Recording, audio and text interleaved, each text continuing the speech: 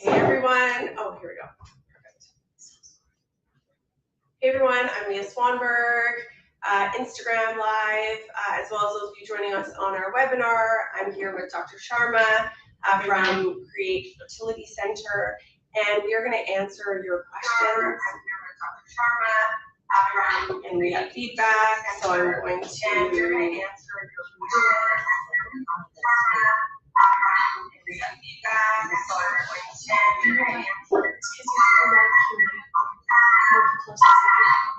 Okay, just hang on, everybody.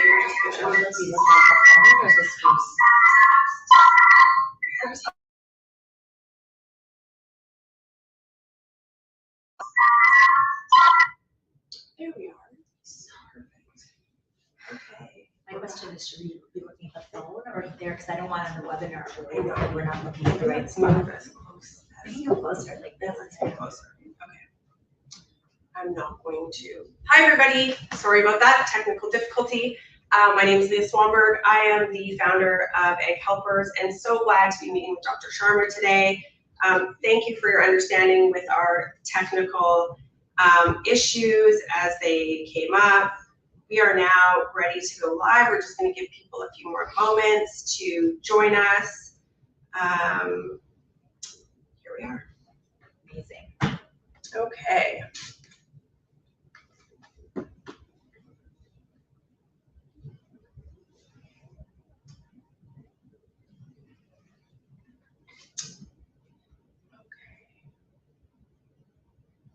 We hope we are going live.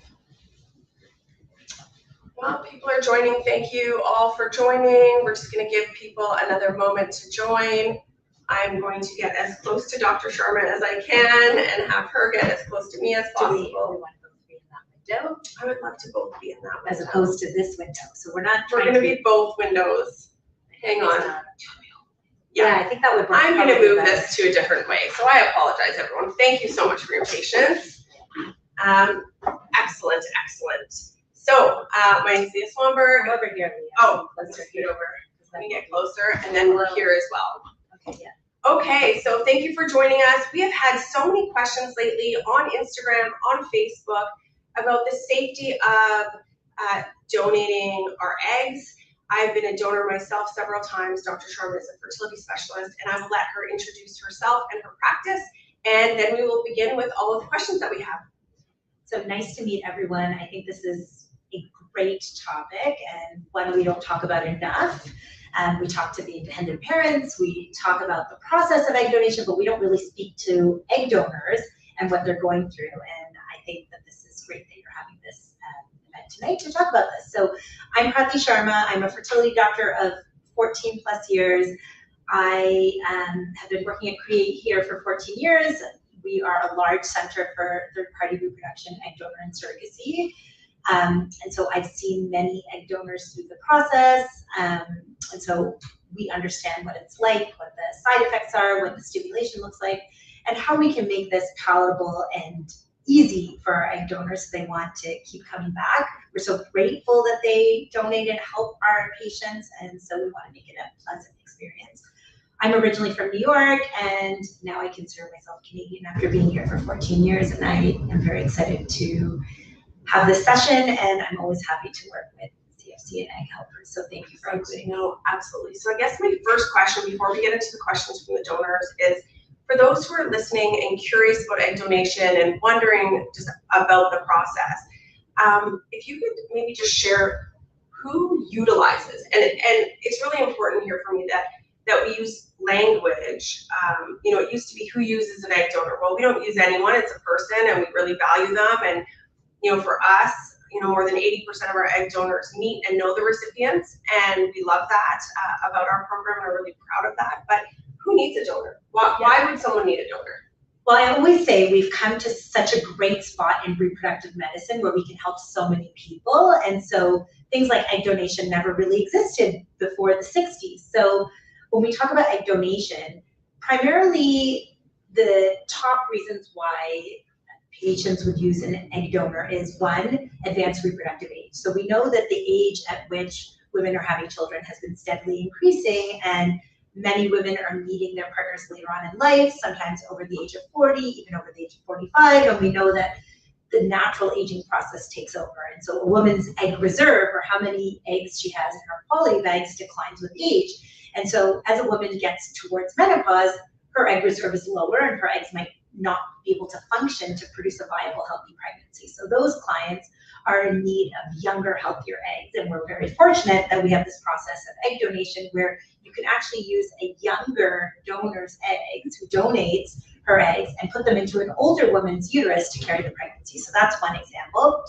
The second example is for couples like same-sex males who don't have the ability to use eggs as gametes because they're two men. So they need eggs and they need a uterus to put together with one or both of their sperm to create embryos to start a family. So this is probably the second largest, or an equally large category of clients that need the use of egg donors or egg donors' eggs to help them start a family. And so those guys will choose an egg donor, whether it be a known or anonymous donor, and together they'll start a family by using the eggs from an egg donor, the uterus from a surrogate, and their sperm to create embryos. So those are really the two big categories of patients who need egg donors. I mean, outside of age, a woman could need an egg donor because she's undergone toxic therapy such as chemotherapy that's maybe made her lose the ability to have children because she's gone into premature menopause because of treatment, a variety of other reasons where their own egg reserve might not be enough to create a viable, healthy embryo. And we've reached this phase where we can take one person's eggs, combine it with another person's sperm, create embryos, and put it in another person's uterus. And it's just so fantastic and amazing how far we've come with science that we're able to help so many people. It really is. And for myself, having been a donor many times, and now my 3 adult kids donating, I've really become curious about the safety. When my 19-year-old recently donated, and she said, "Mom, is this safe? Am I going to be able to have my own kids?" And I'm like, "Oh, well, of course." And she's, smart, and said, "Well, show me the research, show me the studies, tell me, I want to know about this medication."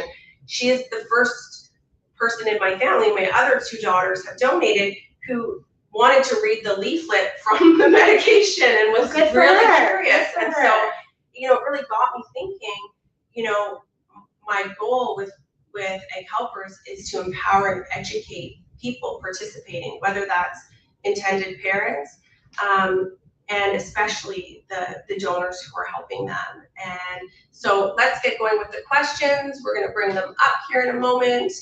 I just do want to make a comment about what you said, because I think it's important to realize, for us as fertility doctors, the patient is not just the intended parent. The egg donor is our patient, and the intended parent and the surrogate, they are equally our patients. And so those are really important questions to ask. And just to touch upon that, because I think that people don't really understand that IVF is safe. IVF is not using up your eggs. So for potential egg donors, just sort of a simple 2-liner to talk about reproductive physiology, you are granted a certain number of eggs, every woman is, but every month you're given a group of eggs, and it's use them or lose them. Those eggs are gone no matter what you do. You're not saving them if you don't do egg donation, right, or if you take the birth control pill, and you're not losing them if you do IVF. You're actually just rescuing eggs that would otherwise be gone. So when a woman donates her eggs from 1 month, she's just saving ones that were otherwise lost, and she's not taking away from her pool of future eggs. So it doesn't reduce your fertility. It doesn't put you into premature menopause. It's not taking away from the eggs that you could use to have a healthy baby. It's just rescuing the ones that would have otherwise been lost and helping another client, couple, intended parent have children with those. So it's an incredible gift. Perfect. So the first question, can I touch on how to become an egg donor? Absolutely. We have a great team who will walk you through the process, talk to you about your family health history, fill out a profile form, finding out from you who you'd like to donate, if you'd like a no donation and donate to a same-sex couple or heterosexual couple, a single person, and we'll really get a lot of information from you. And then you'll meet with a fertility clinic in your community and have some testing done. So having some genetic testing done, having some testing to look at your fertility levels and to see if egg donation is a possibility for you. And it is all done at the cost of the intended parents. And so as you're going through the what I call the curious stage or the information gathering stage, we will support you and we will ensure that all of the questions you have are answered to decide if this is a good path for you.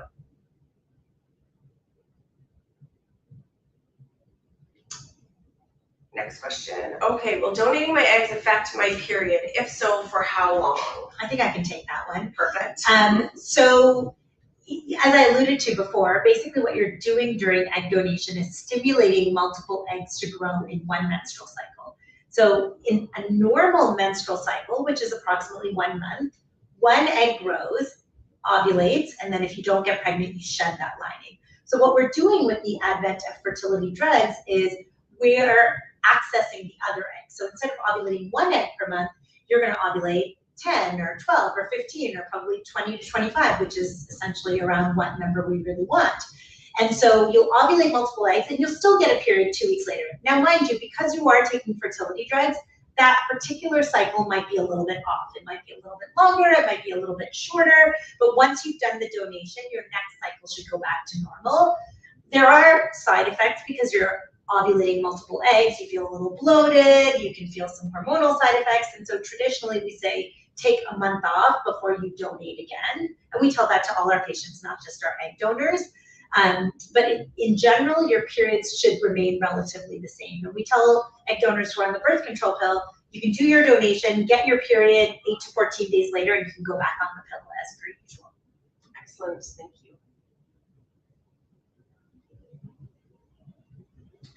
Are there any specific things I should bring to the clinic for my appointments? We suggest to all donors to make a list, to bring your questions, to really have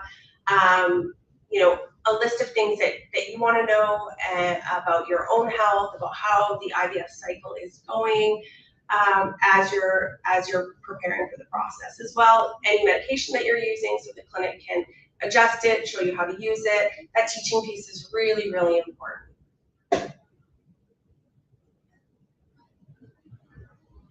Okay, so from the time that someone fills out an application with our agency, or I would say with an agency, generally through that process, the testing, the genetic testing, all of the testing that needs to be done prior to getting started takes a couple months to complete. And so most donors, from the time of application to the time of actually going through the process, it's typically about 3 months. And what's really important to know as you're accessing or researching donor programs or donor agencies is ensuring that they are working for you around your timeline. Intended parents are so grateful for the gift that you're giving, and they're willing to wait until your semester of school is over, or your wedding is over if you're in that stage of life, or your kids are back at school. It's really important that you provide that information and ensure that the agency you work with is accommodating of it.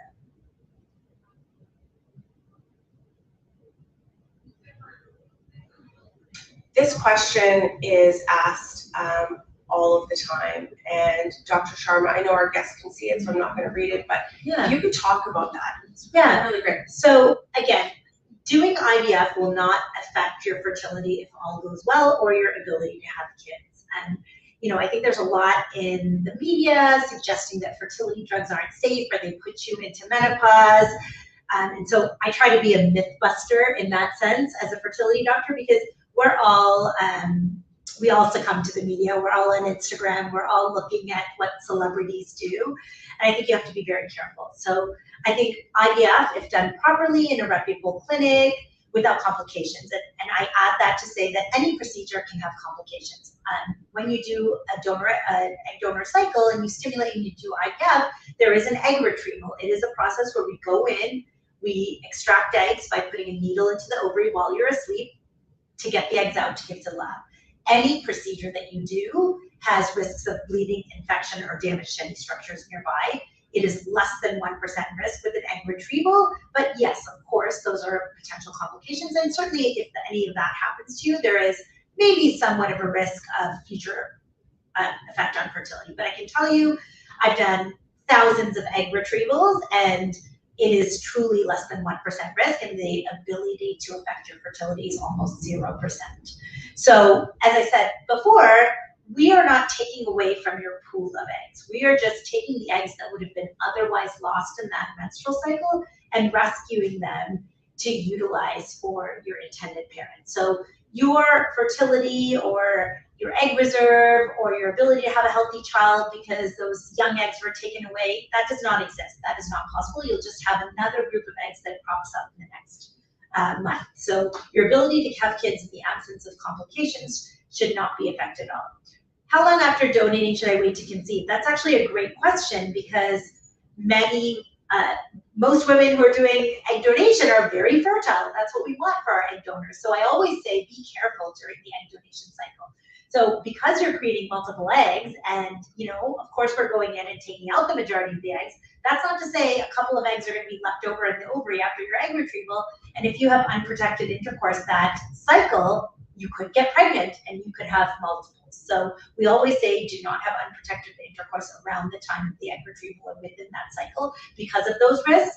But truly, in the absence of any issues with your next menstrual period, you can absolutely go on and try to get pregnant. I would probably say that in the first period after your egg donation, because your body was kind of revved up on fertility drugs, there probably is a tendency towards multiple risk in the cycle right after, so maybe be a little bit more careful in that cycle, but there's no reason why you can't try to conceive almost immediately after the egg donation month is complete. Perfect, thank you. We have many donors who have had amazing, wonderful surprise pregnancies after donating, so absolutely. Oh, this is great. What safety precautions are put in place to ensure my health as a donor, and are there follow-up appointments? So I want to, as the owner of Egg Helpers, and I know that other donor agencies share this value, we work with clinics that care for the donors in a very specific way, from the screening process to the retrieval to each and every process that they go through, including your physical health as well as your mental health. And counseling is available throughout the entire process. This is a big deal, and we want donors to take this, and intended parents to take this process so seriously. And having that support for the mental health to us is really key. And I'll let Dr. Sharma talk about the health and the physical health and well-being of donors. And I mean, I should start out by saying the donor is just as much as our patient as any other patient that walks through the store. So the health and safety of the egg donor is of utmost importance. And I think that starts with the initial consultation, whether it's with the physician or one of our other allied health professionals. Our goal is to make sure that you're a safe candidate. I mean, we obviously want egg donors to have good egg reserve and be candidates that are going to produce enough eggs, but we also want to make sure it's healthy and safe for you to do it. If you have any other chronic medical issues, that they won't be affected. There'll be no drug interactions. Again, that your mental health is such that you're going to be okay with coming in and taking needles and all of that stuff. So that initial appointment is very important. I think a donor should always remember that any of the medical tests that are done deserve explanation to them. So let's say as a donor you come in and do your fertility testing and it's borderline or a little bit low, and we say, this might not be perfect for you to donate. I can speak for myself as a fertility doctor, and probably most fertility doctors, but that I would happily have further consultation with my donors to talk about their own fertility and what that means for future conception if they're, let's say, on the lower side. When it comes to going through the process, as you come in and do your stimulation medications, you're having checkpoints of getting ultrasounds and blood works. So number one, assess your response, of course, to make sure you're doing well. But number two, we always ask, how's it going? How are you feeling on the medication? Are you bloated? Do you have any side effects? Is there anything that we can do to make this better? Should you take the injections in the evenings rather than the mornings? Are you getting headaches? And so those are all things that our nurses and in the back end, us as physicians, are also looking into. At the time of the egg retrieval, the donors are under sedation to make sure that it's a pain-free process. Obviously, we're making sure that it's done in the safest manner to avoid complications afterwards. And I'm sure donors know the buzzword of ovarian hyperstimulation syndrome, or OHSS. We are very, very cognizant of OHSS in our fertility clinics, not just at my clinic, but every clinic. We all want to be OHSS-free clinics.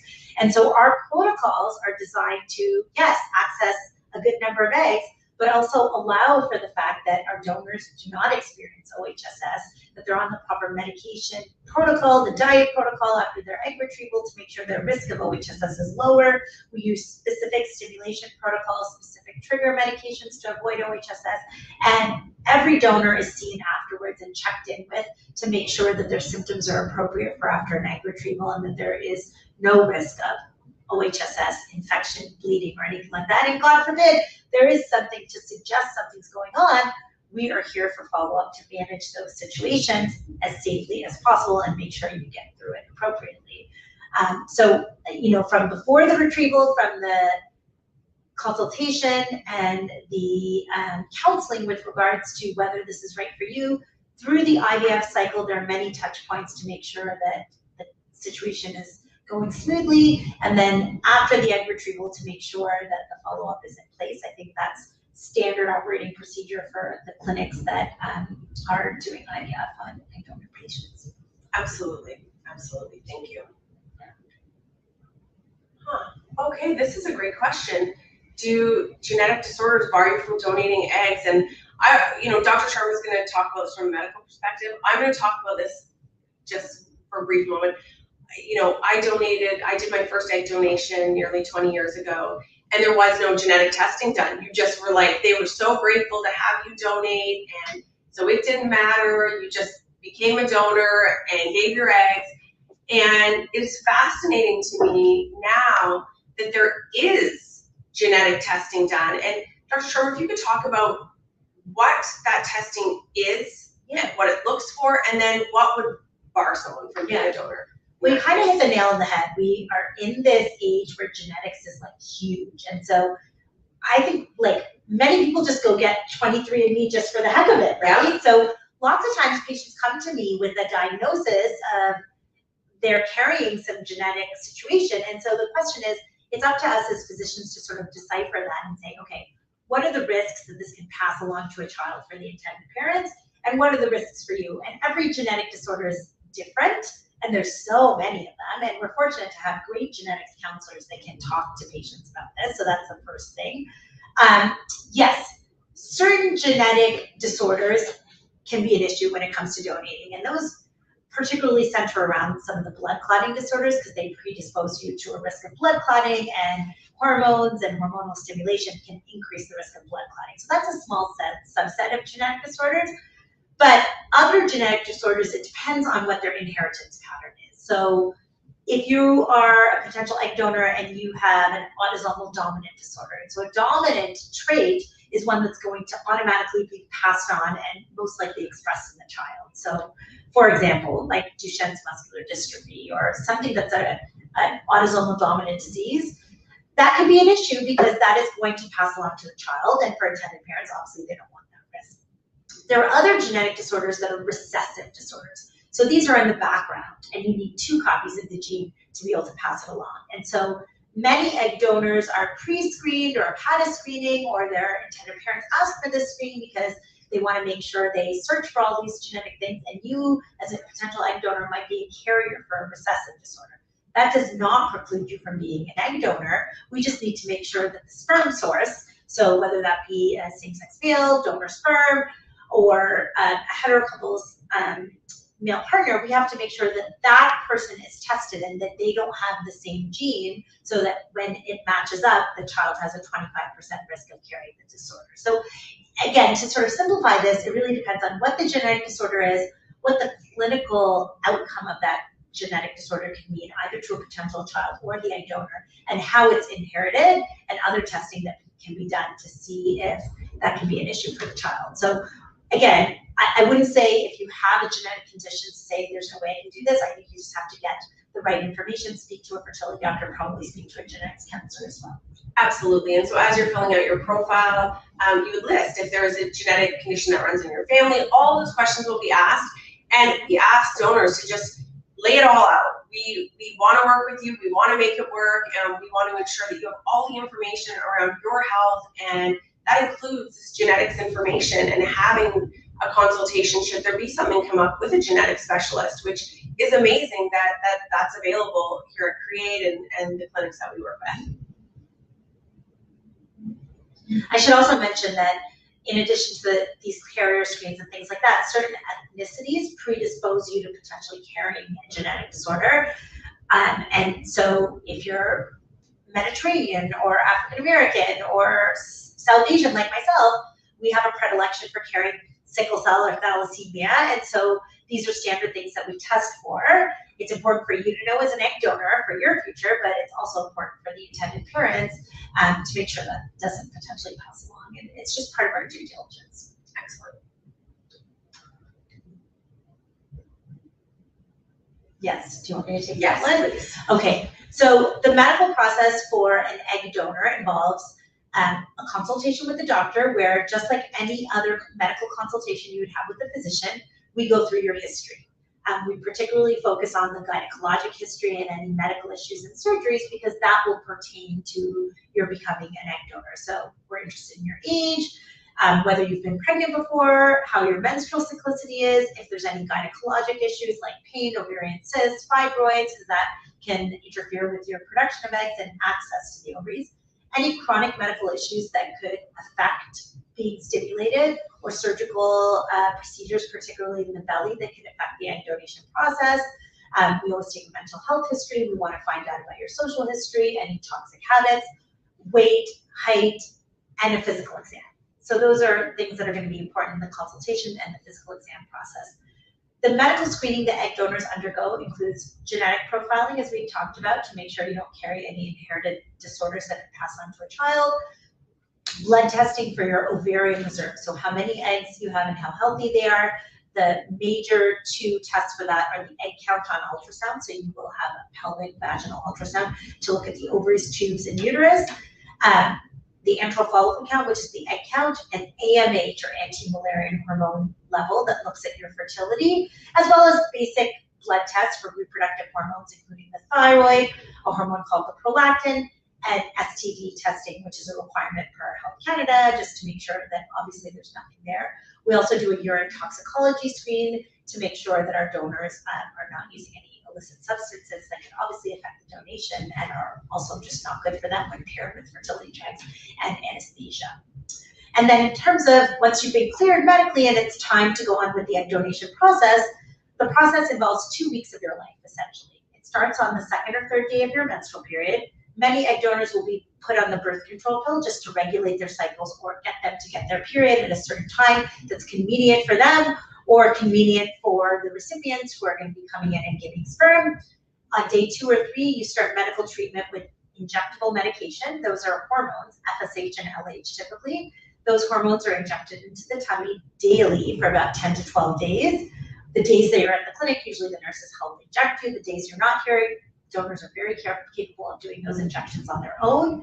That process takes about 10 to 12 days to grow and develop the multiple eggs or follicles. During that period of time, you're in the clinic every couple of days to get blood draws to assess your estrogen level, as well as ultrasounds, vaginal ultrasounds, to assess the follicular or the egg growth. And so as those eggs grow, we monitor to look at the sizes, look at the estrogen levels, make sure the appropriate number of eggs are developing, change the dosing and medication if we need to. At the end of those 10 or 12 days, we say, okay, the follicles are at the right size. Typically it's 18 to 22 millimeters. Once they reach the right size, we trigger ovulation. We say these eggs are ready to go. Ovulation is triggered, and 35 hours later, we perform the oocyte pickup or the egg retrieval. That's a procedure that happens in the clinic, in our operating rooms that we have right in our clinic for the most part. An IV is placed in your arm, and you get medication that puts you to sleep. It's called conscious sedation, so it's twilight. Most egg donors are asleep and perfectly comfortable. As the fertility doctor, I come in, I clean the entryway through the vagina, and then we use this transvaginal ultrasound with a needle guide and ultrasound guidance where we see the ovaries and we access the ovaries through the vagina and retrieve the eggs. You're asleep during the process, so you shouldn't feel any pain. If you feel any pain, we can give you more medication. Those eggs are taken out and given to the lab for the process of fertilization. The whole egg retrieval takes about 15 to 20 minutes. We look to make sure there's no bleeding and everything looks good. The egg donor stays in our recovery area until they are recovered from the medications. They can eat properly, get up and use the restroom, walk, because we want you to be able to leave and go home in a safe manner. That's usually about half an hour to an hour, so you're in the clinic for maybe an hour to 2 hours. And then we see you the next day or within the next day or two to make sure that your post-retrieval check looks good, that there's no evidence of fluid buildup or hyperstimulation, that there's no evidence of bleeding, that you feel well after the process, that your side effects are, mostly resolved. You are going to feel some bloating and cramping. And then our nurses reach out over the next week to make sure that you're recovering well and that you get your period and everything's back to normal. Anything else I forgot to add? I think that's great, absolutely. Oh, that's a good question.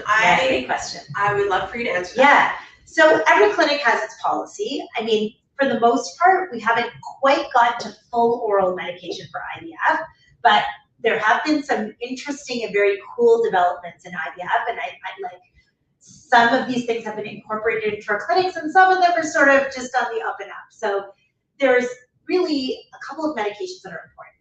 One is the medication to stimulate the ovaries, and that's the FSH and LH, and those are predominantly injectable. There are oral medications to stimulate ovaries. The problem is these are very low dose, and they don't stimulate the ovaries enough to get that target 15 to 25 eggs. And so, yes, it's possible to use only oral medications, but we'd be getting 3, 4, 5 eggs, and that's not going to produce an optimal result for our recipients. And so, generally speaking, the medications are, for the most part, injectable. Sometimes we combine them with the oral medications to keep hormone levels low. The other injection is called an antagonist, and it's what keeps the body from ovulating the eggs before we're ready to take them out. So interestingly, there is an oral antagonist available, and we have started using that in some of our clinics. So if you are completely opposed to too many injections, that there is a consideration for that. The answer to can the medications be mixed together? Yes, absolutely. The FSH and LH medication are absolutely mixed together, so that's only one injection. Typically, it'll be one injection a day for about 10 to 12 days, and the second half from day 6 through 10, 11, 12 is a second injection. That's the antagonist, although we have oral medications that can be used as a substitute for that. So yes, our protocols are getting more and more streamlined to make them easier for patients. I hope that one day we do achieve full oral IVF and we're able to achieve the success rates that we can. It's probably not too far away, but for now, it's not bad. We used to do IVF and it used to be a 4-week process where you'd be taking injections for 4 weeks. Now we're down to 2 weeks with some oral and some injectables. So I foresee in the future that hopefully will be all oral. Excellent.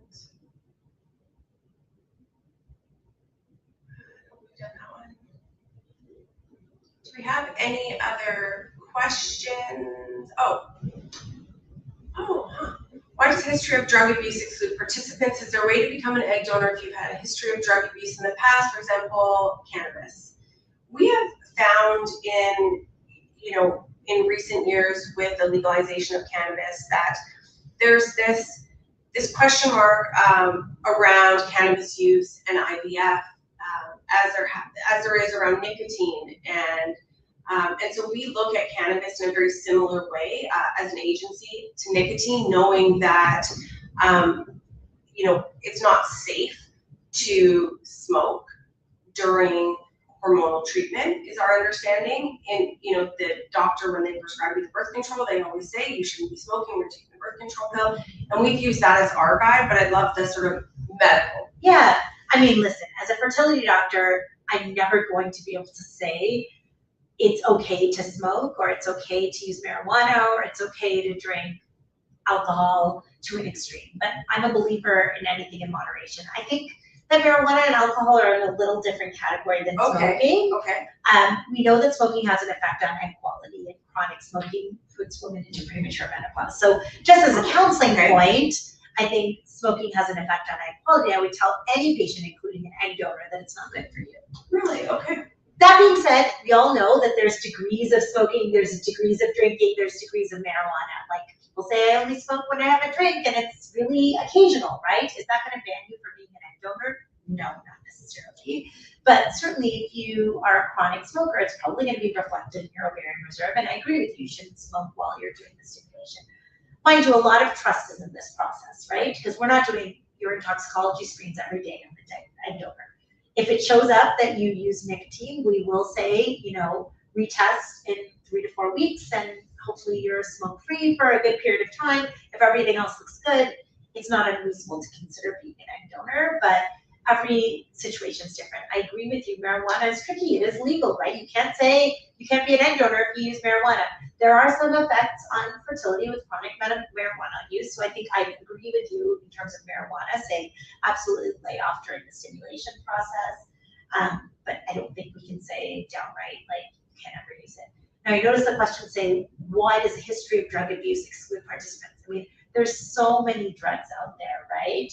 And so I think marijuana is on the lower end of drug use, especially because it's legal, but I think a history of amphetamine use, or anything that's, more on the higher level, it's not really just that use of drugs. I mean, everybody's probably tried once, right, when they were 16. So that doesn't preclude you from being an egg donor, but it's more if there's current and ongoing use, is there some sort of underlying psychosocial or mental issue that might make it not optimal, not just from the medical perspective, but even the psychological perspective for the egg donor.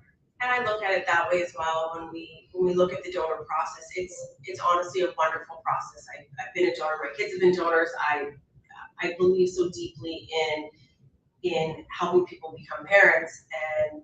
And with that said, it is important that if you have mental health issues or if you've struggled in the past, to really surround yourself with social support as you go through the process, because it is a big process.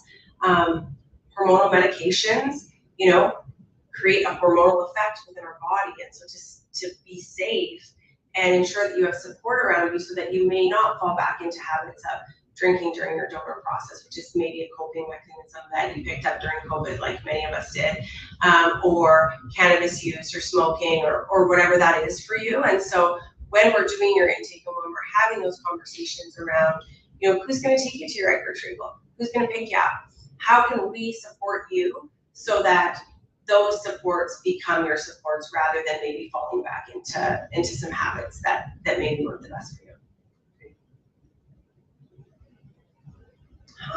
This one, quite frequent. Yeah. I want to know about this because we have donors all the time that have ADHD, university students, real bright kids. They want to be egg donors, and we have found that some fertility clinics ask that they abstain from taking ADHD medications while others do not. And so I love, what does the research say? I mean, I think it's medication dependent. It's funny, in the past, there was only a couple of medications for depression, right? Now there's so many. I don't know the effect of every depression medication. I don't even recognize the name. So I always say take it back to your doctor before we decide if you can do it or not. I mean, the standard ones like low-dose SSRIs are completely fine. Remember, these donors are not getting pregnant. And so just to donate eggs, it's fine. I mean, if I had to make an overlying statement, I'd probably say most medications for depression and ADHD are okay during the egg donation process. But that's if you have a single medication for ADHD or depression. If you're on 5 different medications for both, then they can interact with each other, they can interact with the sedation meds, and again, going back to what we talked about, that if your mental health is not stable, you might not be able to do this. But I think, let's face it, a huge amount of the population is on a low-dose SSRI. Not just egg donors, everybody walks through the door, right? So because of that, we do have data, and it's really a risk benefit. When you talk about getting off of it, you're absolutely right. For a patient who's on a low-dose SSRI for anxiety, and that's important for them to function, even in pregnancy, patients continue to take those because it's a risk benefit. If you're not on it, you're going to be unstable. And so doctors will say, stay on it during the first trimester or stay on it for some period of time. So I think it's really a risk benefit as to how many drugs are on, what the effect is in pregnancy, and we extrapolate that to the eggs, and what the actual class of that medication is, and if there's an effect on egg quality. Again, low-dose SSRIs, which is really predominantly what we see, or low-dose ADHD medications, they're fine during the egg donation process. It shouldn't be an issue. Yeah. Okay, excellent. Are there any,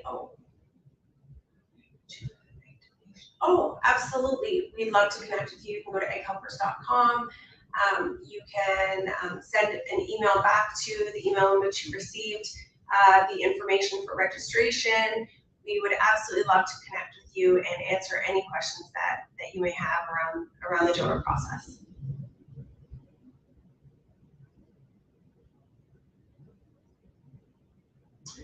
This one's interesting. We get a lot of questions on Instagram, and we have Sarah recording, so she might have other questions for us as well. You know, I'm 33, I have 5 kids, why can't I donate? Or my BMI is 34 and the cutoff is 32, and you know, are you an ageist? Are you a weight Yeah, snob? it's a great question. What is it? It's a great question. I mean, I think we need to all have certain parameters for sure, Okay. right? So, and on the flip side, intended parents ask me every day, what am I looking for when I look at an egg donor? Okay. And I look at a profile. So young age, we know age is associated with fertility. So in general, we do say we prefer women who are under the age of 30, okay, non-smokers with a normal BMI. And just to sort of like go through those a little bit, we know that women's fertility declines with age and over the age of 30, and it's actually occurred even over 20, but typically over the age of 30, you start seeing a decline in fertility. So naturally, you want a younger woman to donate eggs. It doesn't mean a 32-year-old can't be a good egg donor. I'll come back to that in a second. Non-smoker, again, goes back to the data that smoking does have an effect on egg quality. So ideally, it's better to have a non-smoker because their egg quality will be better. BMI is an interesting one. And this goes not just for egg donors, but anyone doing IVF. At some point over a certain BMI, access to the ovaries can be trickier. And again, we want this to be a safe process. And so if your BMI is significantly over 30, those ovaries might be high up there. We have to push and pull. Your risk of complications during the egg retrieval is higher. But again, it's a spectrum, right? Okay. Egg donors, like what we've said throughout this process, is an incredible gift. You know, sometimes finding egg donors in a particular ethnicity can be difficult, and I think we can all attest to that. And so is it a deal breaker if a 30-year-old or 32-year-old, as in this question, wants to donate? No, absolutely not. In fact, I'd be the first one to say screen a 32-year-old egg donor in a particular ethnicity or a known donor, because a 32-year-old girl could have better fertility than a 28-year-old girl. So I think there are all these fuzzy areas, and we have to keep an open mind, but as an agency and as a clinic and for our intended parents, we do have to have certain parameters to give our patients and to have as a clinic, so that, you know, we're not having 40-year-old egg donors come through the door, because that's obviously beyond the age that we would like. Okay, excellent. Are there other, so in Canada, the law is really clear, and I've been working with Fertility Advisors, an organization that I started to work with the Canadian government on finding another alternative. And in Canada, currently, donors cannot be compensated for their participation as egg donors. And so there is a reimbursement process. And that process is to ensure that there are no out-of-pocket expenses, that a donor taking that 2 weeks off work is covered, that the donor's meals while she's traveling, her mileage are covered, her childcare, her pet care, health and wellness products are covered. We want to make sure that this process is as comfortable for donors as possible, and that they do feel as though they have been taken care of throughout the process and not put out in any way by a clinic having them wait too long, by us not reimbursing them in real time. We want to make sure that donors really are appreciated in every single way that we can legally. It's an interesting question, I think. Like, maybe things will change in the future to be more like some of the other countries, but absolutely, it's interesting. So, you know, when donors are excluded, you know, we ensure that the nurse practitioner who has done their medical screening connects with them. It's really important for us to know that while you may be excluded as an egg donor, that doesn't mean that you will not be able to go on to have your own family.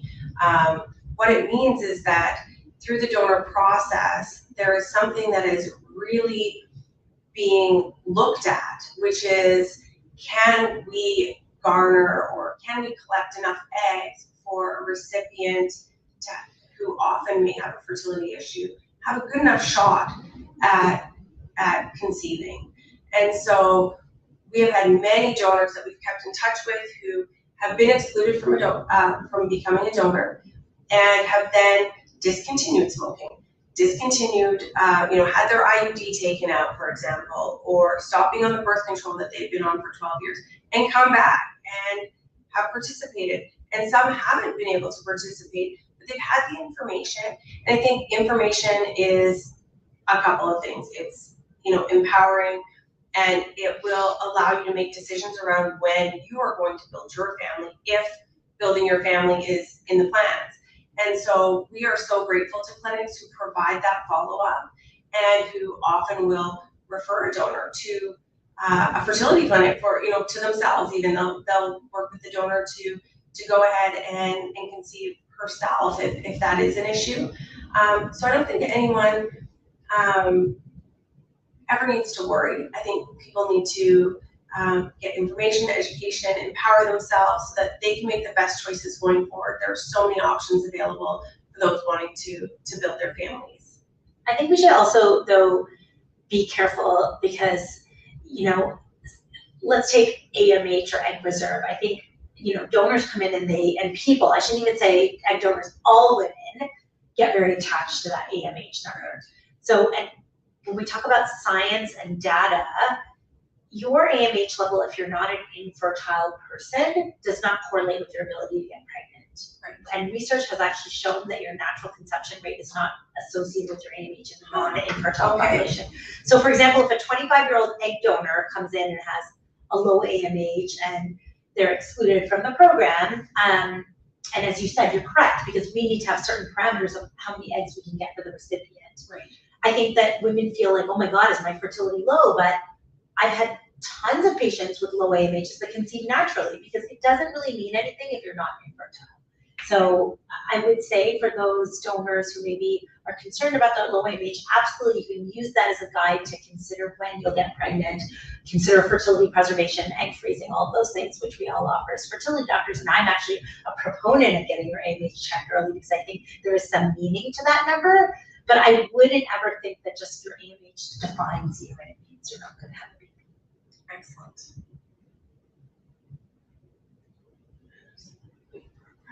So absolutely, in order to be reimbursed for an expense, there has to be an expense.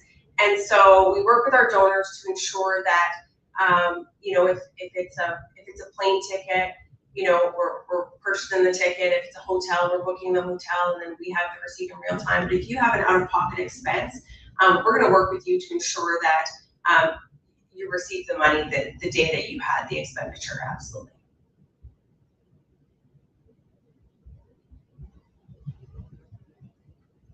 Yeah, so this is a tricky one for me, having been a donor 6 times throughout my life, having been a surrogate twice, having my own 5 kids.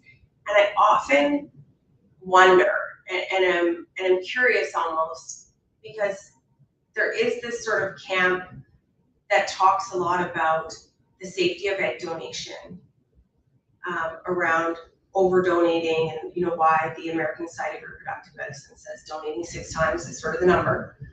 And we get comments every day saying that this medication causes cancer. I know you touched on it earlier. My question is this, but in a different form. When we rely on drug companies to do studies, how do we know that they're accurate? I mean, all the studies out there are done by drug companies for sure, right? Okay. There's plenty of studies that look at the effect of IVF and hormone stimulation on cancer. There's Really? like a Cochrane database. There's tons of great studies. Okay. I think this is another sort of mythbuster media thing, right? Right. Like, I think there's been a lot recently in the media saying that fertility drugs cause cancer. And that's absolutely not true. Okay. Yes, it's hormonal stimulation. Like, I don't think we can lie about that. It's hormones that you're putting in your body. But the data shows that you can do up to 12 cycles of hormonal stimulation, whether that's IUI, IVF, FET, hormones for being a surrogate, without increasing your risk of hormone-dependent cancer. Wow. That being said, we're not telling anyone to donate their eggs 12 times, and it's probably an additive effect. But doing 1, 2, 3 donations and up to 6 donations is probably perfectly safe, and maybe a few more, because the magic number is like 12. I mean, we have to also consider the fact that breast cancer is one of the most common cancers in women. And so is endometrial cancer. Both of those are hormone dependent. Right. So the data gets really colored and mixed because probably a woman who doesn't do any hormonal stimulation has a 1 in 8 chance of getting breast cancer, right? Okay. So I don't think doing IVF or taking medication as an egg donor a couple of times is going to increase your risk of hormone-dependent cancers. Now, mind you, if you have a strong family history of breast cancer, if there's a history of BRCA, the gene that predisposes you to breast cancer, those are other hits that can increase your risk. So those are And do you test for those in egg donors? No, so we don't test for BRCA unless there's significant reason to. Okay. And universal screening is not accepted across the world. Like you can't just walk into the door and ask someone to screen you for BRCA. Okay. It's only if you meet certain criteria that you would get screened for that. Okay. So if and certainly and would a history of breast cancer, like the mother, the grandmother, would it preclude so for sure, I think as any doctor, a family doctor, a fertility doctor, if I hear a patient say, "Oh, I had 3 first-degree relatives who had breast cancer at 30," right, my alarm bells are going to go off. Okay. But having a grandmother who got breast cancer at 80, right, that's like everybody has that, right? Okay. So again, there's degrees of where we worry, but I think in answer to this question, taking medication in the form of IVF for 2 weeks, 1 or multiple times within a reasonable number, I think is perfectly safe and is not going to cause you breast cancer or uterine cancer if you have no predisposing risk factor. I mean, never say never. There could be an association and you might get it later, but it probably has nothing to do with your stimulation. Okay. So in your case, hopefully I wouldn't worry. Yeah. That being said, I mean, look, this is not a recommendation, but I think for an egg donor or someone who's undergone multiple stimulation cycles, I don't think it's unreasonable when you hit 40 to do mammograms every year. 40 to 50 is that gray zone where they say, oh, you don't really need anything till 50, but maybe because you've been through stimulation cycles, it's okay to screen a little bit more so you're looking, but it's by no means a direct correlation. I think it's just being proactive. Perfect. Yeah, thank you. And the answer to the ASRM and 6 stimulations, I don't think that's just around hormones. I think it's just poking the ovaries so many times can lead to scar tissue. It's another procedure.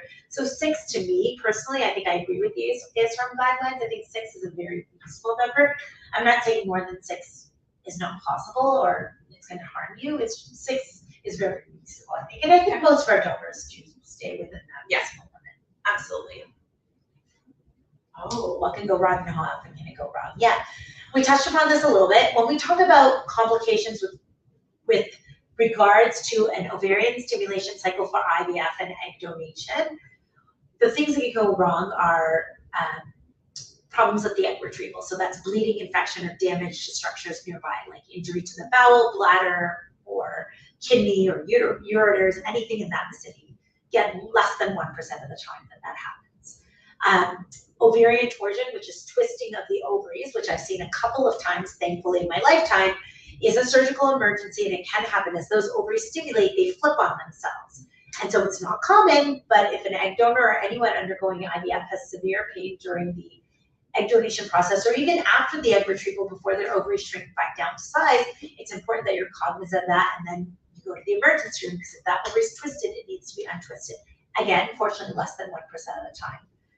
Hyperstimulation syndrome, which is excessive bloating, accumulation of fluid inside the belly. Historically, even in my time, in the beginning of my career, we used to see it a lot more often.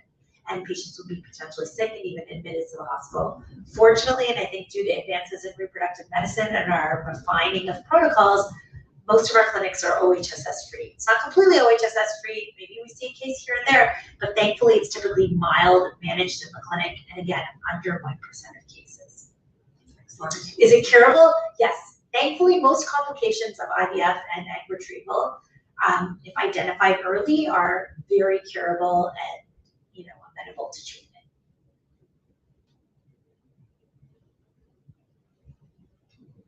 Yes, and we've answered that one. You'll come back in the next day and potentially the day following. And if you have any questions, you can always, you're tied with the nurse in most clinics. You can email them, and if there's something going on, get a local ultrasound or come in. I mean, I think the bottom line of this is we're here for you. We're here to make sure that from end to end, start to finish, you're well taken care of. Excellent. I see another question about how long the process takes, and we sort of went over that. It's a few weeks of couple weeks of medication, and filling out the application to getting started is usually a couple of months. We're usually about 3 months from the time someone is curious about egg donation until the process is complete. Yes, good question. Yes. The tubes are not important for IVF. We're bypassing the tubes completely, and so yes, absolutely, you can still donate. Pretty simple, yes. Answer to that one. Excellent. And we have many donors who have had their tubes tied. Twilight. Yeah, so that's a great question too. So we call it twilight or conscious sedation because you don't have a breathing tube inside. So when you undergo surgery in the hospital, there's a breathing tube and a machine is breathing for you. So this is not that. You are actually breathing on your own. So you're semi-conscious and your lungs are functioning. So is there an option to be put under sedation, not just twilight? So there's degrees of twilight. So some of our patients are completely pain-free, but they have their eyes open and they're talking to the nurse and they actually see their eggs on the screen. As long as you're pain-free, happy, breathing, that's fine for us. But absolutely, if a patient needs to be put under more, they can be, so we can give more medication, but we have to make sure you do breathe on your own. So it's a bit of a balance there. We don't do full-on general anesthesia with the intubation in our clinics because you have to be in a hospital for that. But we do get close to pretty general anesthesia, and patients who want to be completely out and asleep, they can be. It's funny, most patients actually want slightly the opposite. They are worried about waking up after the anesthesia.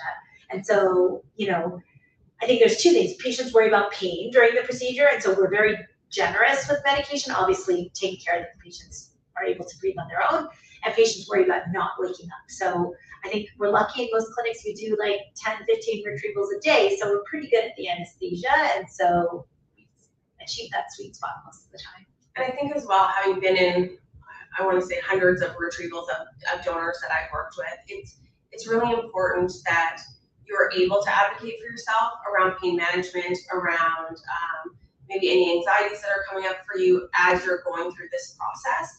And, leaning on your agency support person.